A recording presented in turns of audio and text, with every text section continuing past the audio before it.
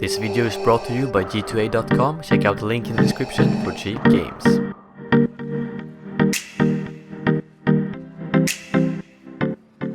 Hey guys, and welcome back to Battlefront updates and another Star Wars Battlefront news/patch update. Many of you probably had the chance to try out the new patch now, and so far the response from the community has been very positive, and I have to say that it feels very refreshing playing the game right now, as it's more skill based and you die less from bullshit like homing shot or the bowcaster.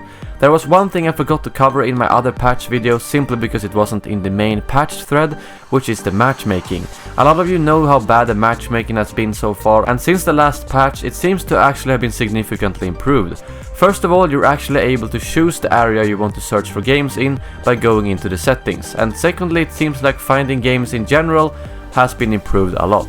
Personally, I haven't had any issues at all finding any games after the patch, but I've only played at peak hours so far, but judging by some posts and comments on Reddit, it seems like it has been greatly improved for the majority of people, which is really good to hear, because without a proper matchmaking system, any game will fail no matter how good the gameplay actually is.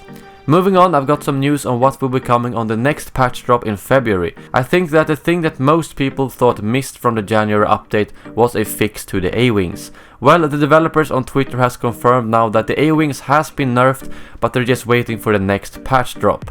It takes a very long time for patches to be approved by all parts like Microsoft and Sony. Just to give you an idea of how long it takes, the update that we got a few days ago was apparently finished on DICE end even before Christmas, so it took more than a month for all parties to approve it.